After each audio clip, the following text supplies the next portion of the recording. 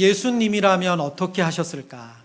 신앙생활하는 분들이라면 일상생활 속에서 그리고 삶에 해결되지 않는 숙제를 만나거나 어려운 난제를 만나면 이런 질문을 스스로 하게 됩니다. 예수님이라면 어떻게 하셨을까? 영어로는 What would Jesus do라고 하죠. 우리가 어려운 문제를 만나면 주님 어떻게 해야 할까요? 그 질문도 하지만 예수님이라면 어떻게 하셨을까? 그리고 마음에 힘들고 지칠 때면 예수님이라면 어떻게 하셨을까? 그리고 기쁘고 감사한 순간에도 그러면 예수님이라면 이때 어떻게 하나님께 영광을 돌렸을까? 이것은 성도로서 마땅한 질문이고 그리고 이것은 하나님의 인도함을 받는 질문이기도 합니다. 이렇게 질문하는 이유는 예수님께서 우리의 삶의 표준이시고 그리고 기준이시기 때문에 그렇습니다. 에베소서 4장 15절 말씀이죠. 오직 사랑 안에서 참된 것을 하여 범사에 그에게까지 자랄지라. 그는 머리니 곧 그리스도라.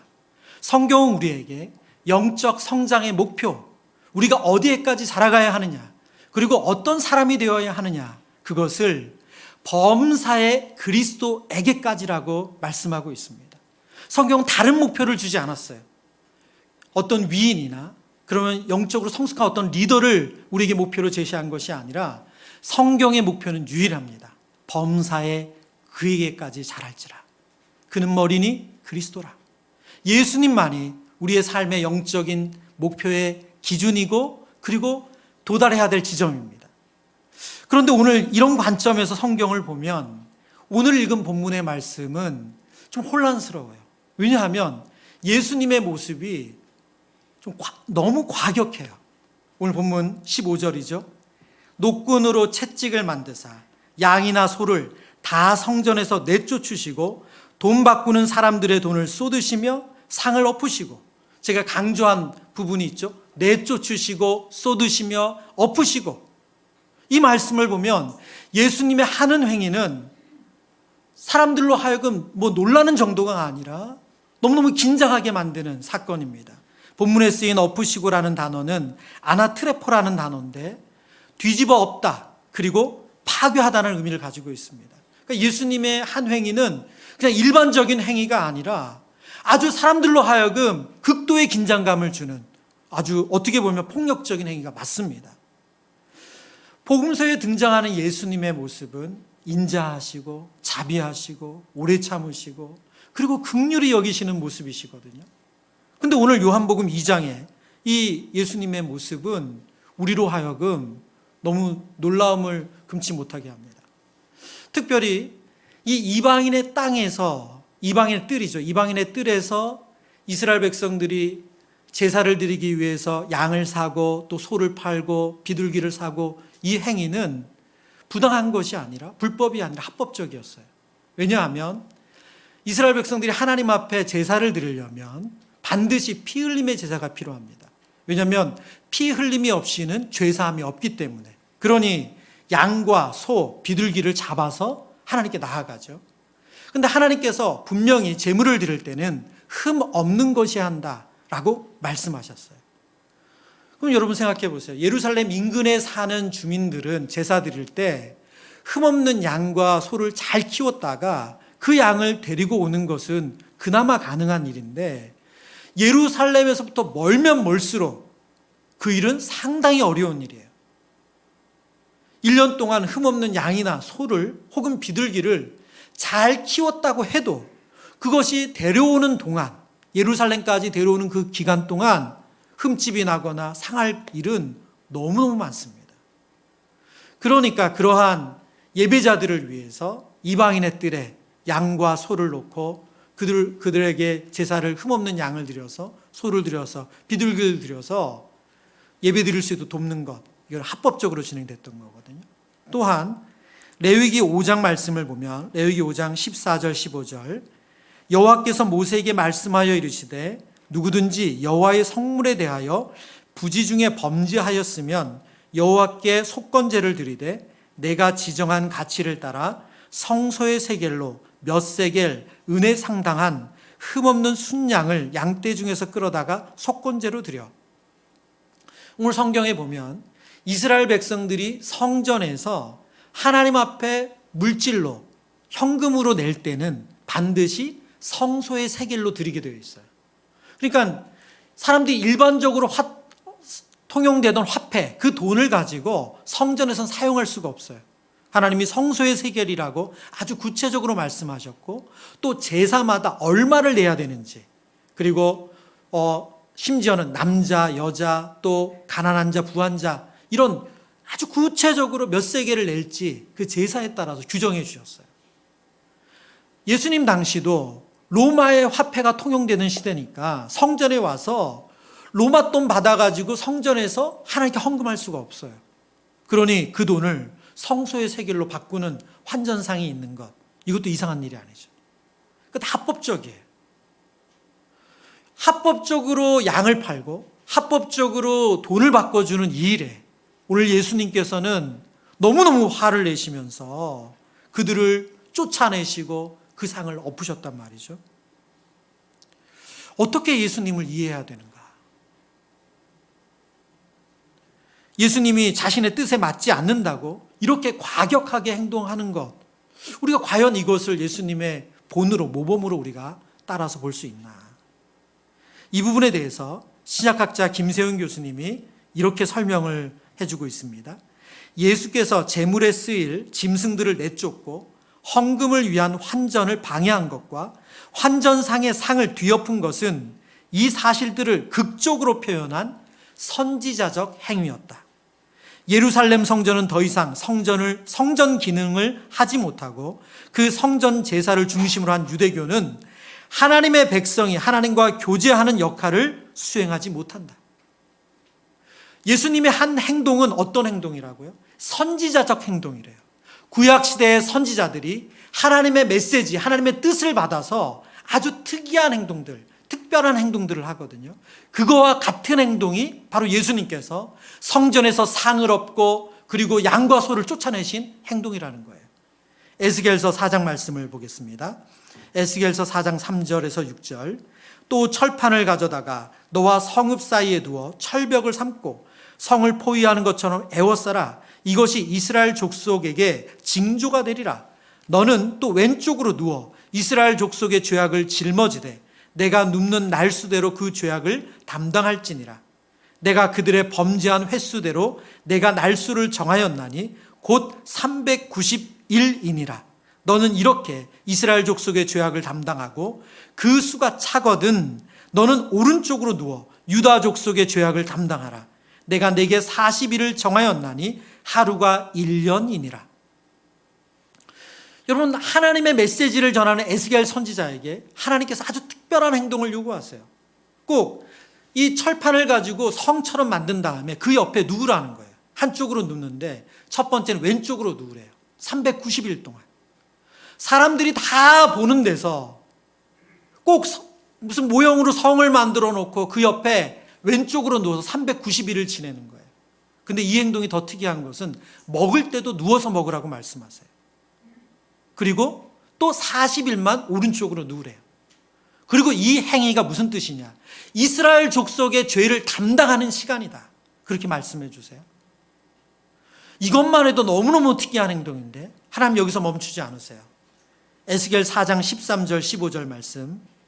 또 여호와께서 이르시되 내가 여러 나라들로 쫓아내어 흩어버릴 이스라엘 자손이 거기서 이같이 부정한 떡을 먹으리라 하시기로.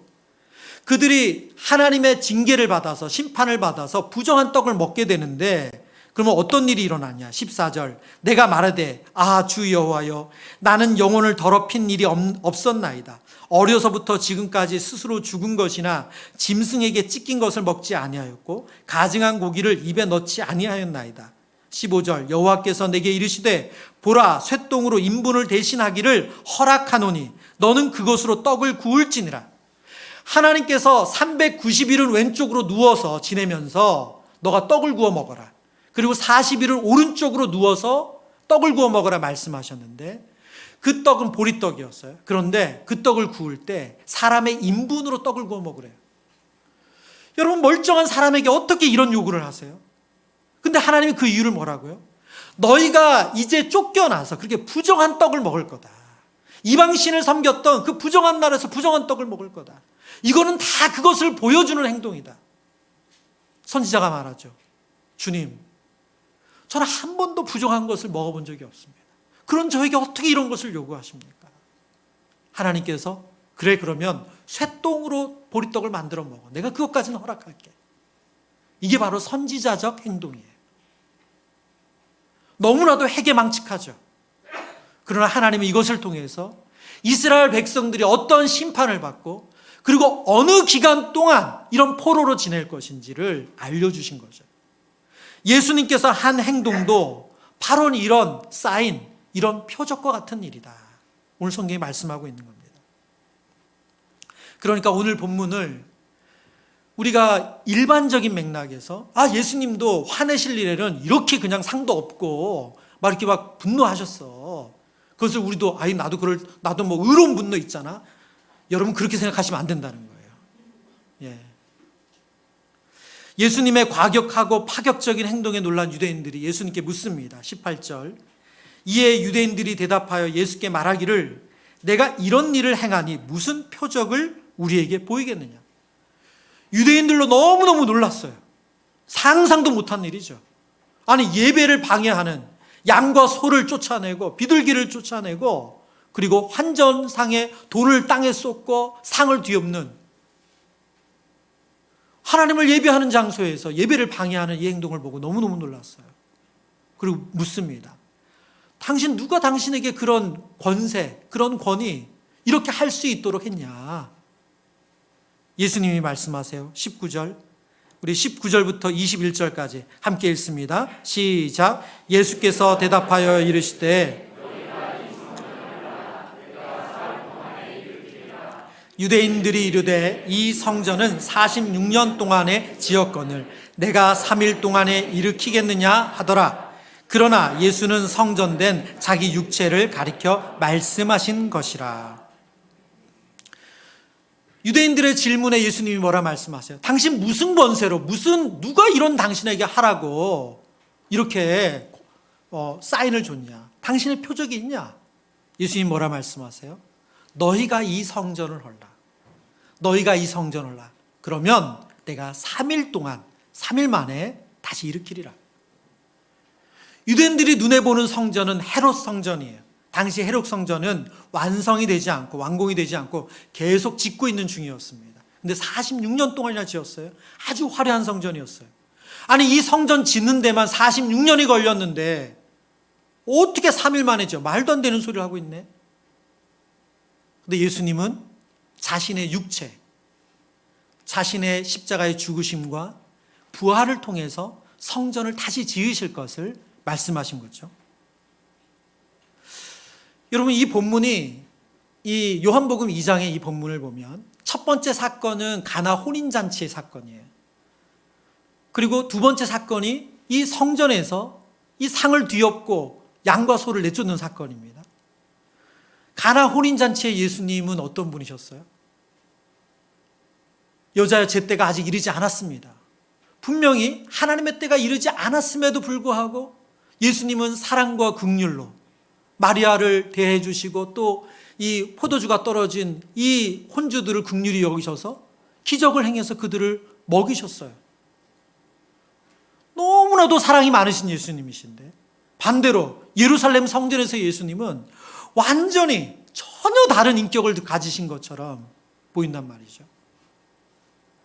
이 두 분이 다른 분입니까? 아니요, 똑같습니다. 예수님은 동일한 원리로 움직이세요.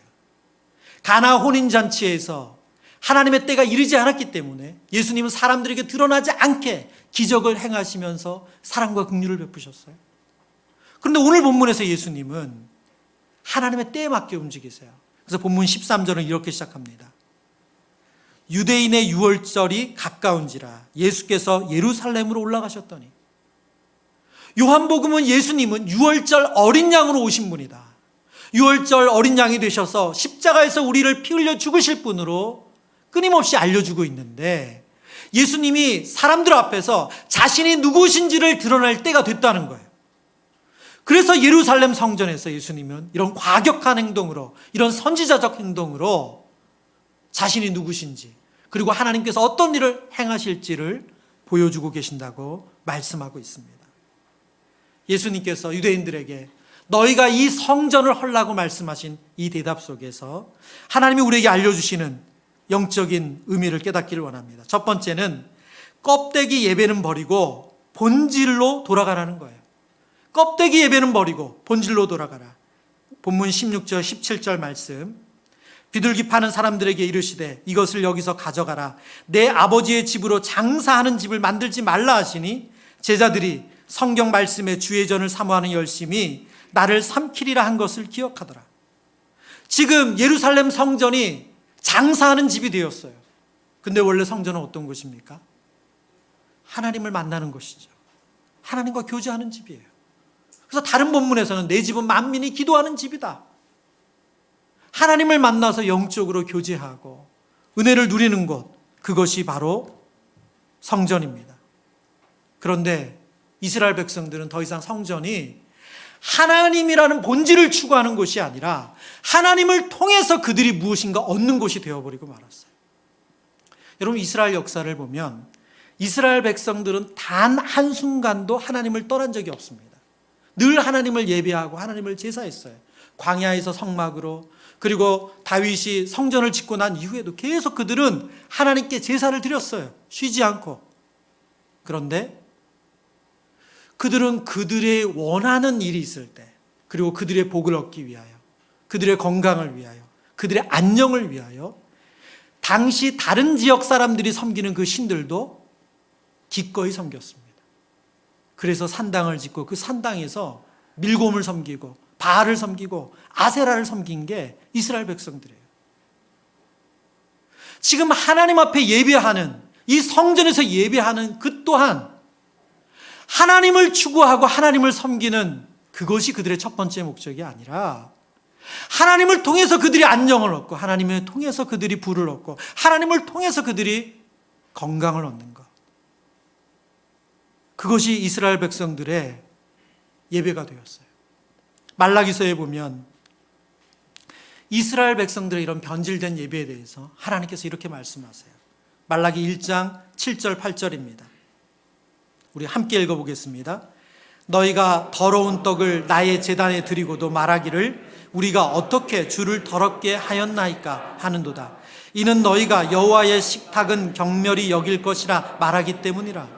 만군의 여호와가 이르노라. 너희가 눈먼 희생 제물을 바치는 것이 어찌 악하지 아니하며 저는 것 병든 것을 드리는 것이 어찌 악하지 아니하냐. 이제 그것을 너희 총독에게 드려보라. 그가 너를 기뻐하겠으며 너를 받아주겠느냐.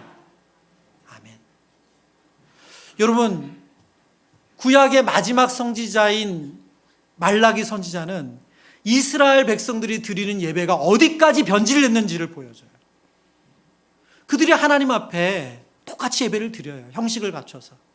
우리로 말하면 인내송도 부르고 사도신경도 하고 헌금도 드리고 말씀도 듣고 기도도 다 해요. 그들에게 있었던 건 뭡니까? 하나님께 제사장들이 떡을 바쳤어요. 근데 그 떡이 부정한 떡이에요. 말하자면 하나님 말씀하신 절차를 지키지 않고 그들의 마음대로 뒤죽박죽이에요. 그리고 하나님 앞에 흠없는 양, 흠없는 소를 드려야 되는데 어떤 것을 드렸다고요? 저는 것, 병든 것. 형식은 갖춰서 피 흘리는 제사는 드리는데 마음이 없어요.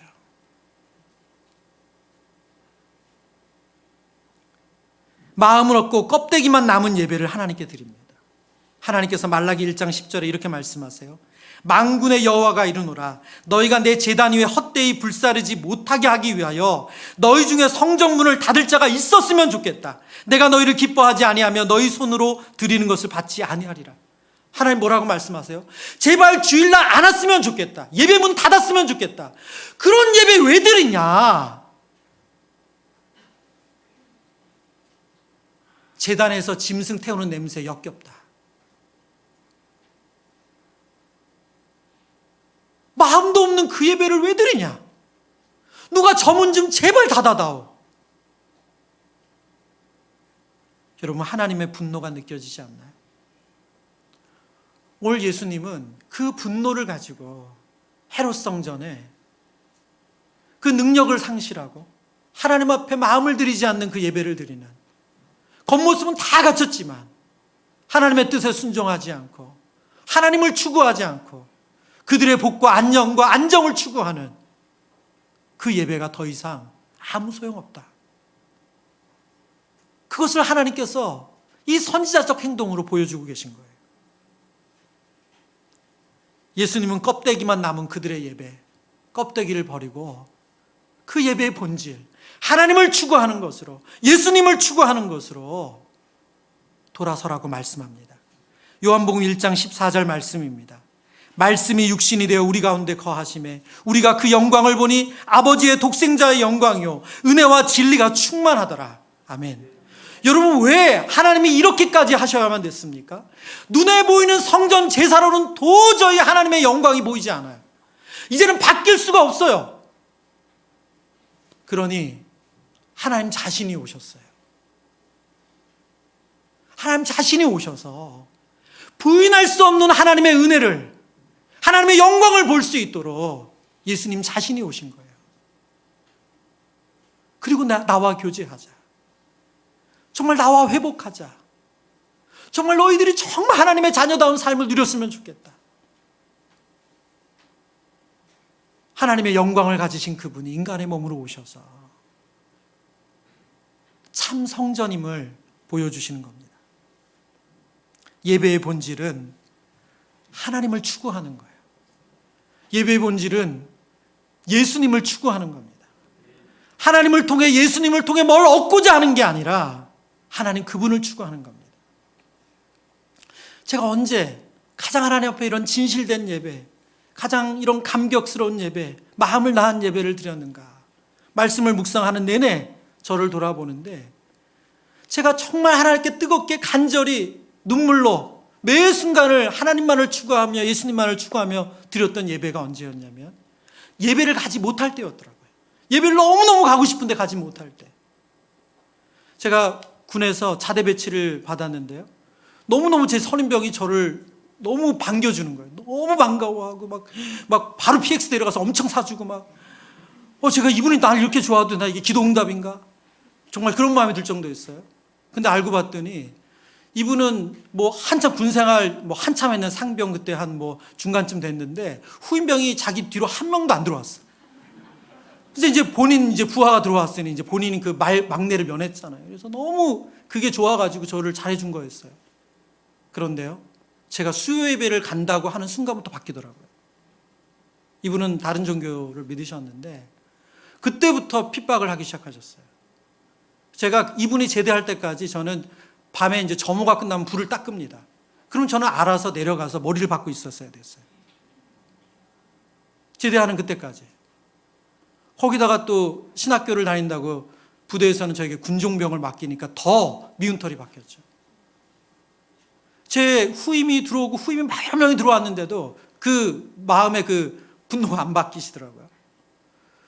그러니까 그때부터 저에게 예배가 너무너무 사모가 되고 예배 가는 것이 너무 은혜고 어떻게든 예배 가서 기도할 수 있으면 너무너무 감사하고 예배 가기 위해서는 모든 수모를 당하고 가야 되기 때문에 예배 그 자체가 너무너무 소중한 거예요. 성경을 읽으려도 눈에 띄는 데서 못 읽고 화장실 가서 읽어야 되고 그렇기 때문에 보초서로 가는 그 길이 제 예배 길이고 정말 매 순간 하나님을 부르짖고 예수님을 찾고 그리고 눈물로 찬양하고 그런 은혜를 누렸어요. 제가 이렇게 감동적인 스토리만 딱 전하면 좋은데 2탄이 있습니다. 그분이 전역을 했어요. 그날이 왔잖아요, 저에게. 그런데 이제 제 마음대로 수예배 드릴 수 있고 제 마음대로 교회 가서 기도할 수 있고 제 마음대로 제 관물대 앞에 앉아서 성경을 볼 수 있는 때가 왔는데 그런데 제가 안 가고 있는 거예요. 예배 시간 다 됐는데도 텔레비전 앞에 있고요. 그리고 그토록 읽고 싶었던 성경책을 그만큼 보지 않고요. 마음이 절실하지 않더라고요.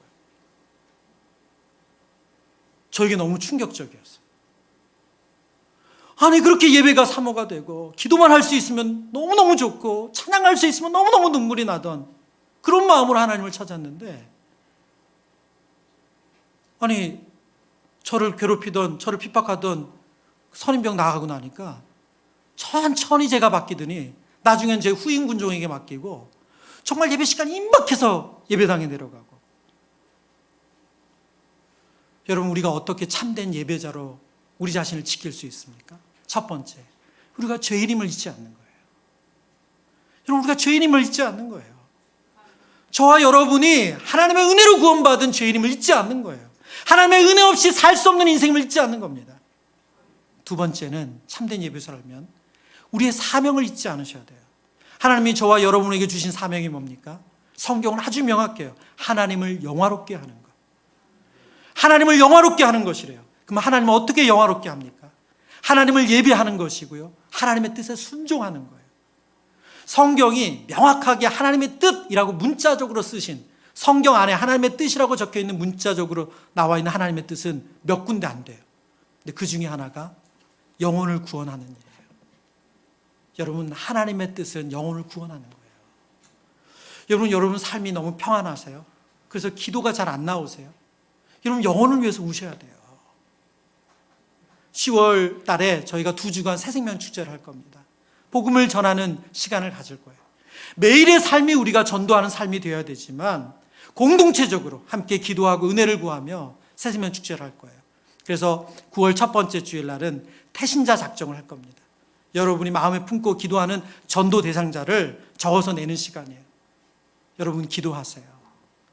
여러분, 우리가 참된 예배자로 변질되지 않고 우리가 살아가려면 우리가 죄인이라는 사실을 잊으면 안 되고, 그리고 하나님을 영화롭게 우리를 만드셨다는 그 사명을 잊으시면 안 됩니다. 껍데기 예배는 가라라는 책이 있습니다. 마크 레버튼 목사님이 쓰신 책인데요, 그 책에 보면 이런 표현이 있어요. 예배는 사실상 하나님을 향해 깨어나 이 세상에서 하나님의 목적과 부르심에 맞춰 살아가는 위험천만한 행동이다. 예배가 뭐라고요? 하나님을 향해 깨어나서 이 세상에서 하나님의 목적과 부르심에 맞춰 사는 삶이래요. 그런데 그것이 위험천만하대요. 그게 예배래요. 예수님은 진정한 예배였기 때문에 이 껍데기로 가득한 예배를 보시면서 위험천만한 행동을 하셨어요. 여러분, 저와 여러분이 하나님을 향해 깨어나 하나님의 부르심의 목적에 맞게 살려고 하면 사실은 우리에게 안전한 일만 있는 게 아닙니다. 여러분, 제가 오늘 좀 전에 태신자 작전과 복음전도 얘기하셨지만, 여러분 명절에 가서 믿지 않는 가족과 잘 지내는 방법이 있어요. 좀 비싼 선물 드리고 아무 얘기도 안 하는 거예요. 그럼 잘 지낼 수 있어요. 그런데 믿지 않는 가족 또 친지들에게 예수님 얘기하고 교회 얘기하고 그때부터 불편해져요. 어색해져요. 위험천만한 행동이죠. 예배는 무엇입니까? 하나님의 목적과 부르심에 맞춰 살아가는 것이고, 그래서 위험천만하다고 성경은 말합니다. 두 번째, 이 성전을 헐라에 담긴 의미는 은혜는 위로부터 부어지는 것이다. 영생은 위로부터 부어지는 것이라는 거예요. 19절 말씀입니다. 예수께서 대답하여 이르시되 너희가 이 성전을 헐라 내가 사흘 동안에 일으키리라. 여기서 예수님께서 이 성전을 헐라라고 말씀하신 우리말에도 명령형이죠. 근데 헬라어도 동일하게 명령형이에요. 근데 유대인들은 이 성전을 생각할 때 눈에 보이는 예루살렘 성전을 봤지만, 헤롯 성전을 생각했지만, 예수님은 자신의 육체를 가리켜서 하신 말씀이잖아요. 알고 계셨잖아요. 그런데 유대인들에게 명령형으로 얘기하고 있어요. 무슨 뜻일까요? 이것은 이 땅에 예수님이 오신 것 같이 하나님의 선하신 계획 가운데 반드시 진행될 일이라는 거예요. 그래서 예수님은 명령형을 사용하고 있습니다. 이 성전을 헐라라고 말씀하실 때는 예수님의 죽으심을, 내가 사흘 동안 일으키리라 말씀하시는 것은 예수님의 부활을 가리키는 말씀입니다. 예수님의 죽으심과 부활은 위로부터 오는 하나님의 놀라운 계획 가운데 주어진 거죠. 똑같습니다. 여러분, 우리가 누리는 모든 은혜는 위로부터 와요. 위로부터 옵니다. 요한복음 3장 16절 17절 말씀, 하나님이 세상을 이처럼 사랑하사 독생자를 어떻게 하셨어요? 주셨어요. 하나님께서 위로부터 주셨어요. 17절, 하나님이 그 아들을 세상에 보내신 것은 하나님이 세상으로 예수님을 보내주셨어요. 여러분, 우리에게 주신 은혜는 우리의 공덕, 노력으로 얻는 것이 아니라 우리가 얻은 영생은 우리의 인격으로 말미암아 하나님께 우리가 받아낸 것이 아니라 하나님께서 수여하신 거예요. 부어주신 거예요. 은혜는 위로부터 옵니다. 그럼 위로부터 부어지는 이 은혜를 우리가 받으려면 어떻게 해야 될까요? 오늘 성경의 답이 오늘 마지막으로 나눌 이 내용인데요. 제가 이 말씀을 묵상하면서 제 자신도 참 많이 돌아봤습니다. 위로부터 오는 은혜를 누리려면 우리가 안식을 누릴 수 있어야 돼요. 하나님께서는 이 땅을 만드실 때 주 6일은 열심히 일하고 하루는 쉬는 안식의 원리를 주셨어요. 이 원리는 지금도 똑같이 유지되어야 합니다. 하나님의 은혜를 누리려면, 위로부터 오는 은혜를 누리려면 우리가 안식을 누릴 줄 알아야 돼요. 여러분, 안식의 개념이 여러 가지가 있지만 성경이 말씀하신 안식의 개념 첫 번째는 멈추는 거예요. 내려놓는 거예요. 일을 내려놓는 것, 생각을 내려놓는 것, 우리의 의지를 내려놓는 거예요. 그러면 하나님의 은혜를 알게 돼요. 이스라엘 백성들이 6일 동안 열심히 일하여 살다가 하루 아무것도 안 하지만 하나님이 먹이시고 입히시는 것을 보면서 6일도 하나님의 은혜로 살아왔다는 걸 깨닫는 거예요. 여러분, 요즘도 우리는 예배가 구약과 똑같은 것 같아요. 우리도 예배가 일이 되었어요. 11시 예배 끝나고 나 이제 이거 해야지, 저거 해야지. 오늘은 그래서 9시 예배 드리고 뭘 해야지. 구약이나 신약이나 똑같이 예배의 준비가 필요합니다. 그러나 예배의 준비로 은혜를 받는 것이 아니라 위로부터 부어주시는 것으로 우리가 은혜를 받는 거예요. 그러려면 우리는 내려놔야 돼요. 안식하셔야 돼요. 여러분, 왜 주일 예배 시간에 집중 못합니까? 생각이 쉬질 않아요. 여러분, 마음이 쉬질 않아요. 그 다음 뭐 해야 되고 조급하고, 그리고 뭔가 자꾸 우리 안에 계획이 많아요. 그러니 위로부터 부어주시는 은혜를 온전히 받아 누리질 못해요. 이 말씀을 묵상하는데 이번 여름 내내 제 자신을 돌아보는 시간을 가졌어요. 개척하고 오늘이 19주 됐더라고요. 19주간 정말 바삐 살았죠. 정신없이 살았습니다. 정말 하나님의 위로부터 부어주시는 은혜로 많은 사역을 감당할 수 있었습니다. 그런데 그것만 있었는가? 아니더라고요. 위로부터 부어주시는 은혜가 없었는데, 그런 하나님의 사인이 없었는데 제 마음에 조급해서 이거 해야 되지 않나? 이거 해야지, 이거 성도들에게 더 맞는 거 아닌가? 하나님께 더 겸손히 묻고 기도하기보다 제 마음이 앞서서 했던 일들이 있더라고요. 여러분, 안식을 누려야 은혜를 얻습니다. 여러분, 내려놓으셔야지 은혜를 얻습니다. 여러분의 생각을 주일날 예배 오실 때 내려놓으세요. 월요일 일, 이번 주일 내려놓으세요. 우리의 인생의 문제를 내려놓으세요. 그래야 우리가 은혜를 받습니다. 말씀을 정리합니다. 성전에서 양과 소를 내쫓으시고 환전상을 돈을 쏟고 상을 엎으신 예수님.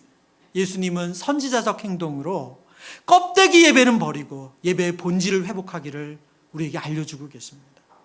그리고 그 예수님은 우리가 그 예배의 본질을 통해서 하나님만을 온전히 추구하며 은혜 받기를 원하세요.